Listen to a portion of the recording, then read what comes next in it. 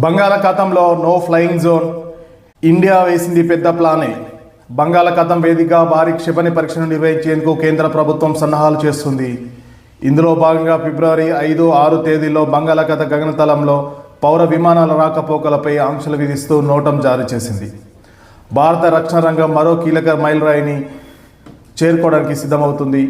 బంగాళాఖాతం వేదికగా భారీ క్షిపణి పరీక్షను నిర్వహించేందుకు కేంద్ర ప్రభుత్వం సన్నాహాలు చేస్తుంది.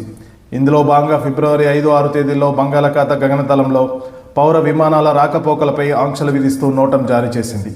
గతంలో క్షిపణి పరీక్షల సమయంలో నోటం పరిమితి సాధారణంగా 2530 కిలోమీటర్ల వరకు ఉండేది. అయితే ఈసారి దీనిని ఏకంగా 3190 కిలోమీటర్లకు పెంచడం విశేషం. ఇంత పెద్ద మొత్తంలో గగనతలాన్ని మూసివేయడం వెనుక భారత్ ఏదైనా సదూర లక్ష్యాలను ఛేదించే స్ట్రాటజిక్ క్షిపణిని పరీక్షించనుందని విశ్లేషకులు భావిస్తున్నారు.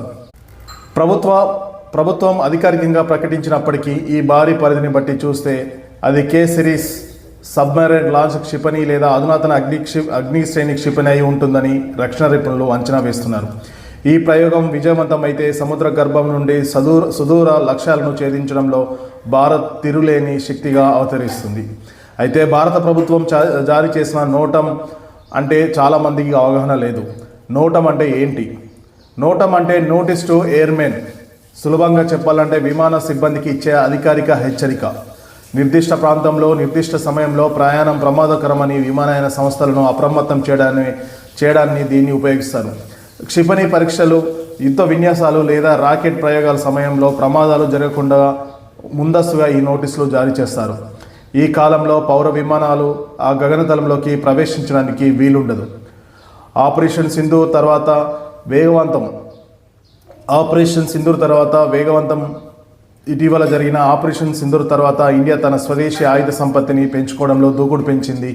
ముఖ్యంగా హిందూ మహాసముద్రం, బంగాళాఖాతంలో చైనా, పాకిస్తాన్ వంటి పొరుగు దేశాల కదలికల నేపథ్యంలో భారత్ తన రక్షణ వ్యవస్థను బలోపేతం చేస్తుంది. ఫిబ్రవరిలో జరగబోయే ఈ పరీక్ష ద్వారా తన క్షిపణి సామర్థ్యాన్ని ప్రపంచానికి మరోసారి చాటి చెప్పనుంది భారత్. ఇందులో భాగంగానే భారత్ హిందూ మహాసముద్రంలో ఈ భారీ పరీక్ష నిర్వహించే అవకాశం ఉంది. అందుకు అనుగుణంగానే నోటం జారీ చేసినట్లు తెలుస్తుంది.